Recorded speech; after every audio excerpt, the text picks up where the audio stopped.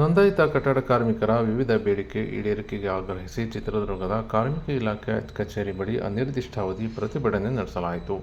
ಇನ್ನು ಕರ್ನಾಟಕ ಕಟ್ಟಡ ಮತ್ತು ಇತರೆ ಕಾರ್ಮಿಕರ ಸಂಘಟನೆ ವತಿಯಿಂದ ಮಂಗಳವಾರ ಮಧ್ಯಾಹ್ನ 1 ಗಂಟೆಗೆ ಅನಿರ್ದಿಷ್ಟಾವಧಿ ಪ್ರತಿಭಟನೆಗೆ ಚಾಲನೆ ನೀಡಿದ್ದು, ಇಲಾಖೆ ಅಧಿಕಾರಿಗಳಿಗೆ ಮನವಿ ಸಲ್ಲಿಸಿದ್ದಾರೆ. ಇನ್ನು ಕರ್ನಾಟಕ ರಾಜ್ಯ ಕಟ್ಟಡ ಮತ್ತು ಇತರೆ ನಿರ್ಮಾಣ ಕಾರ್ಮಿಕರ ಕಲ್ಯಾಣ ಮಂಡಳಿ ಪ್ರಾರಂಭಗೊಂಡು 18 ವರ್ಷ ಕಳೆದಿದೆ. ನಮ್ಮ ಸಂಘದ ಹೋರಾಟಗಳ ಮುಖಾಂತರ ನೋಂದಾಯಿತ ಕಟ್ಟಡ ಕಾರ್ಮಿಕರ ಕಾನೂನುಗಳಿಗೆ ತಿದ್ದುಪಡಿ ತಂದು ಅನೇಕ ಸೌಲಭ್ಯಗಳನ್ನು ಹೆಚ್ಚಿಸಿ ನೋಂದಾಯಿತ ಕಟ್ಟಡ ಕಾರ್ಮಿಕರಿಗೆ ನಮ್ಮ ಸಂಘ ದಾರಿದೀಪವಾಗಿದೆ. ಈ ನಿಟ್ಟಿನಲ್ಲಿ ಇನ್ನೂ ಅನೇಕ ಬದಲಾವಣೆಗಳಿಗಾಗಿ 2023ನೇ ಸಾಲಿನಲ್ಲಿ ಇಲ್ಲಿಯವರೆಗೆ ಮಂಡಳಿಯಲ್ಲಿ ಬೃಹತ್ ಭ್ರಷ್ಟಾಚಾರ ನಡೆದಿದೆ. ಟೆಂಡರ್ ನೀಡಿರುವ ಎಲ್ಲ ಯೋಜನೆಗಳ ತನಿಖೆಗೆ ಆದೇಶ ಮಾಡುವಂತೆ ಆಗ್ರಹಿಸಿದ್ದಾರೆ.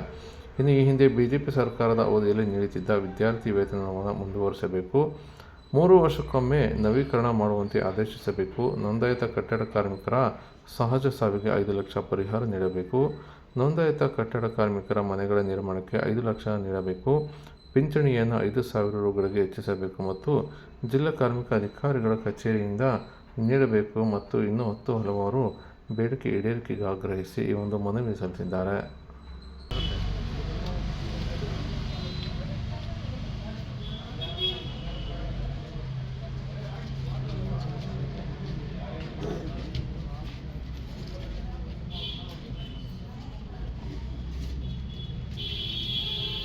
ಅದೊಂದು ಕೊಡೋಣ, ಆ ಕಡೆ ಒಂದು ಅದು 1 by 1 ಲೈಟ್ ಅದಲ್ಲ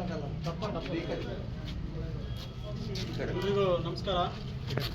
ಆತ್ಮೀಯ ಕಾರ್ಮಿಕ ಬಂಧುಗಳೇ, ಇವತ್ತು ಚಿತ್ರದುರ್ಗ ತಾವು ನ್ಯಾಯಯುತ ಬೇಡಿಕೆ ಸಂಬಂಧಪಟ್ಟಾಗೆ ನಮಗೆ ಮನವಿ ಅರ್ಜಿಯನ್ನು ಕೊಟ್ಟಿದ್ದೀವಿ. ನಿಮ್ಮ ಮನವಿ ಅರ್ಜಿ ಸಂಬಂಧಪಟ್ಟಾಗೆ ನಾವು ಕನ್ಸ್ಟ್ರಕ್ಷನ್ ಬೋರ್ಡಿಗೆ ಇದನ್ನು ಕಳಿಸುವುದರ ಮೂಲಕ ನಾವು ಗಮನಿಸಲಿಕ್ಕೆ ಪ್ರಾಮಾಣಿಕ ಪ್ರಯತ್ನವನ್ನು ಮಾಡ್ತೀವಿ ಮತ್ತು ಇದಕ್ಕೆ ಸಂಬಂಧಪಟ್ಟಂಗೆ ಒತ್ತಾಯ ಇದೆ ಅಂತೇಳಿ ನಾವು ಗಮನ ಹರಿಸ್ತೀವಿ. ದಯಮಾಡಿ ತಾವು ಏನು ಮಾಡಿ ನಮ್ಮ ಕಾರ್ಮಿಕ ಇಲಾಖೆ ಮುಂದೆ ಕ್ರಮ ವಹಿಸಲಿಕ್ಕೆ ನಾವು ಅವಕಾಶ ಮಾಡಿಕೊಡ್ಬೇಕಂತೇಳಿ ತಮ್ಮನ್ನು ಕೇಳ್ಕೊಡ್ತೀವಿ. ಇವತ್ತು ವರ್ಷ ಪೆನ್ಷನ್ ಬಂದಿಲ್ಲ ನೋಡಿ, ಇಲ್ಲೇ ಕುಂತಾರೆ, ಇನ್ನೊಬ್ರು ಬರ್ತಾರೆ. ಈಗ ನೋಡಿ ಈಗ ಗತಿ ಏನಾಗೈತೆ ನೋಡಿ, 2 ವರ್ಷ ಆದರೂ ಅಲ್ಲ 14 ಕೇಸು ವರ್ಷ ಬೇಕು ಸರ್. ವೆಂಕಟೇಶ್ ಅಂತ ಹೇಳಿ 1.5 ವರ್ಷ ಅದೊಂದೆಲ್ಲ ಸುಮಾರು 140 ಅಂತ ಬರ್ತೈತೆ. ಆಧಾರ್ ಕಾರ್ಡ್ ನಿನ್ನೆ ಆ ಥರ ಹೆಂಗೆ ಯಾವಾಗ ಸರ್ ಅವರಿಗೆ ಮತ್ತೆ ಪೆನ್ಷನ್ ಕೊಡೋದು? 1 ವರ್ಷ ಆದ್ರೆ ಜೀವನ ಹೆಂಗೆ ಮಾಡೋದು? ಆ ಥರದ್ದು ಯಾವುದಾಗಿದೆ ಮಸ್ತ್ ಇದಾವೆ ಸರ್. ಇಡೀ